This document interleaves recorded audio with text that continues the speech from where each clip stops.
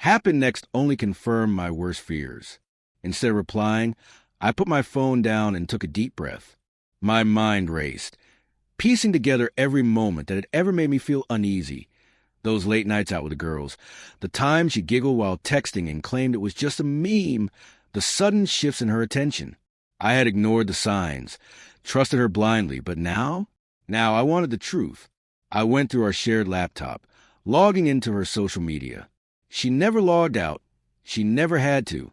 After all, I was a trusting fiancé who'd never doubt her. But tonight, I wasn't that guy.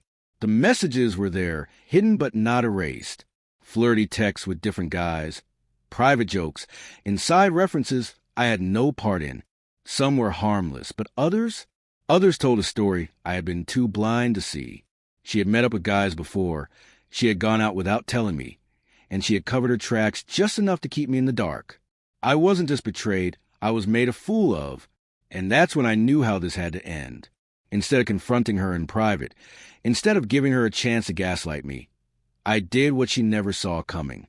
I took screenshots, saved everything, and crafted a message, one that would make sure everyone knew exactly who Susan really was. The next morning, while she slept off her night of not cheating, she woke up to chaos. A group chat announcement sent to all our closest friends, both our families, and even her coworkers. Wedding canceled. Cheater alert. I made sure the screenshots were attached, leaving no room for lies.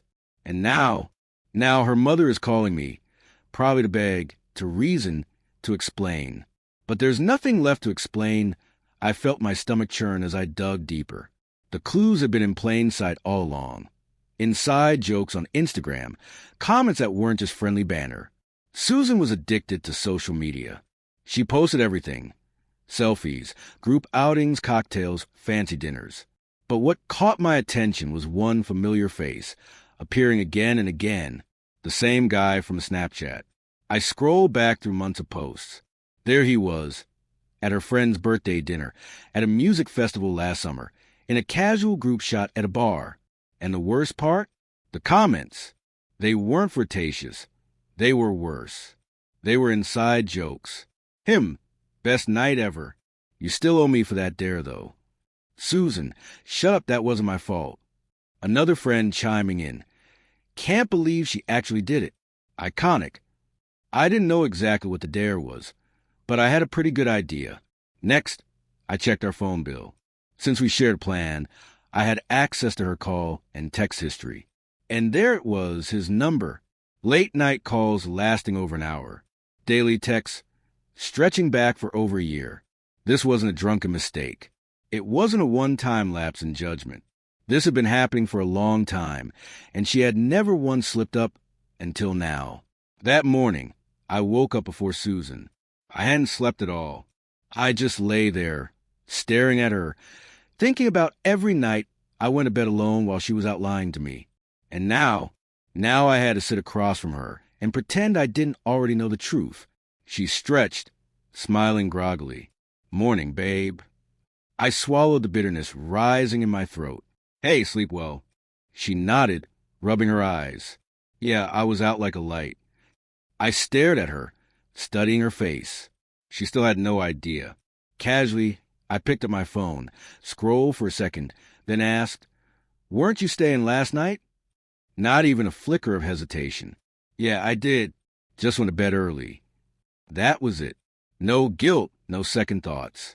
Without a word, I turned my phone around and showed her the Snapchat. For a brief moment, I saw it, real fear, a flicker of panic. But then, just as quickly, she recovered, rolling her eyes with a small laugh. Oh my God, you're being so dramatic. I just stared. Relax, Rob. It was just a game. We were playing dares. It wasn't serious. My jaw tightened. A game. So, lying to my face was part of the game, too? She sighed, rubbing her temples like I was exhausting her.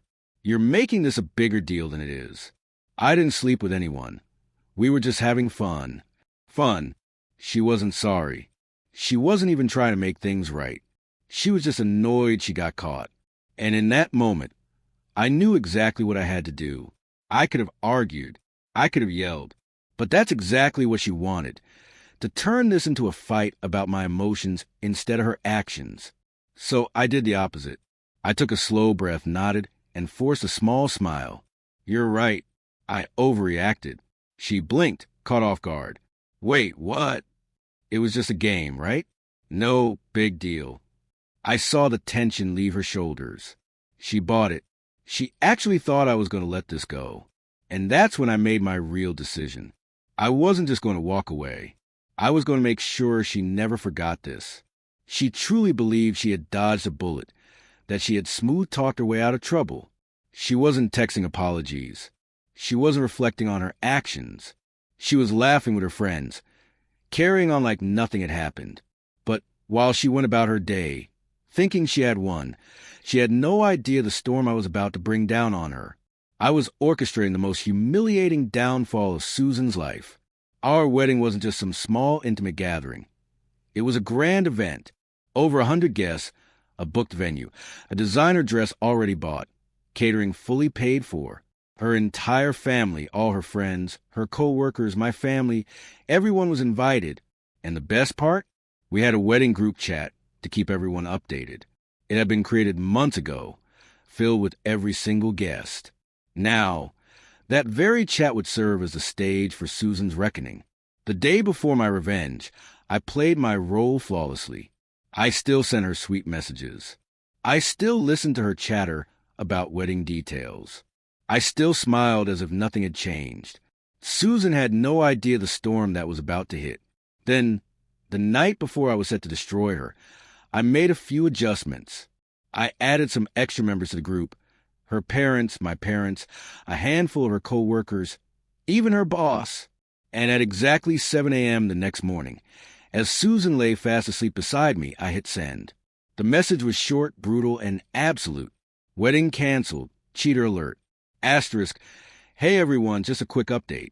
There won't be a wedding. Turns out my fiancée wasn't exactly going to bed early last night. She was actually at a club, lying straight to my face while getting cozy with another guy.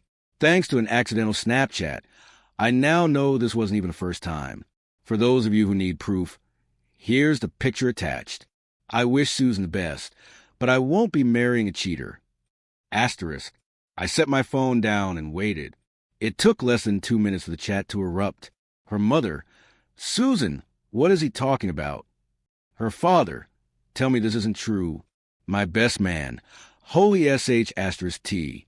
One of her friends left the chat immediately. Then the calls started flooding in. I ignored them all. Meanwhile, beside me, Susan was still sound asleep until the relentless buzzing of her phone jolted her awake. She groaned, rolled over, and reached for her phone. And then she screamed, bolting upright, eyes wide in horror. She turned to me. What did you do? I calmly took a sip of my coffee. Oh, just letting everyone know the wedding's off. She gaped at me in shock. You posted that in the group chat? I raised an eyebrow. Well, you told me I was overreacting. Just thought I'd give everyone else a chance to decide for themselves. The color drained from her face. Her phone kept buzzing nonstop. Then, she answered a call from her mother. Mom, I can expla. Click. Her mother had hung up on her. Susan let out a strangled gasp before leaping out of bed, lunging for my phone. Delete it. Now. I pulled my phone away effortlessly. No. Her breathing grew rapid. You've ruined me. Do you even understand what you just did? My parents are going to kill me. I shrugged. Maybe you should have thought about that before lying to my face. Then my phone rang again.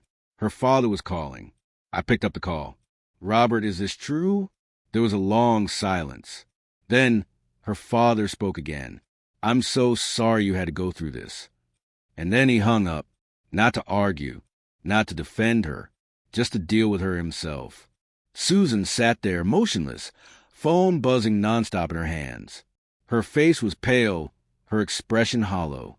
She wasn't crying. She wasn't shouting. She just stared at the wall, because she understood there was no fixing this. She had destroyed everything, and the worst part? She had done it to herself. I stretched, standing up while she sat frozen. You should probably start answering those calls." Her throat bobbed as she swallowed. Her fingers hovered over her screen before she tapped on a voicemail from her mother. She put on speaker. Her mother's voice could have shattered glass. "Susan, what the hell have you done? Robert just called off the wedding over this. Tell me this is some mistake. Your father is furious. I don't even know what to say to people. This is humiliating. Susan, do you have any idea how this makes us look?" Click. The voicemail ended. Susan's grip on her phone tightened until her knuckles turned white. For once in her life, she had nothing to say. By the time I glanced at my phone again, the news had spread like wildfire. My inbox was overflowing. Some friends were shocked. Some were disgusted. Some had already known but had been too afraid to tell me. And Susan? She was getting obliterated. I opened Facebook. Someone had already screenshotted my group chat message and posted it, captioned, "Imagine throwing away your whole wedding for some random guy at a club. Wild."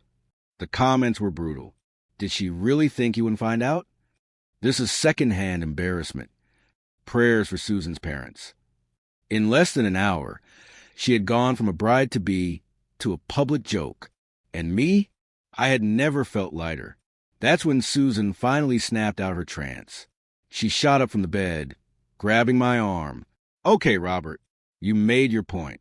You got your little revenge. But can we fix this?" I turned to her. "Fix what exactly?" She waved her hands frantically. "The wedding, the group chat, the post.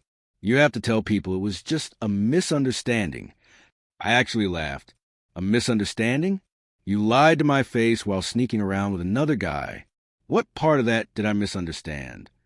She exhaled sharply, frustrated. "Rob, people are blowing this out of proportion.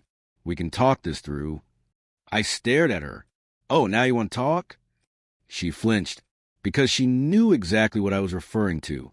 Yesterday, when I confronted her, she had laughed it off. She called me sensitive. She acted like I was the problem. But now that she was the one suffering, now, she suddenly wanted to talk. I shook my head. "Susan, I don't think about you at all." Then I grabbed my keys and walked out.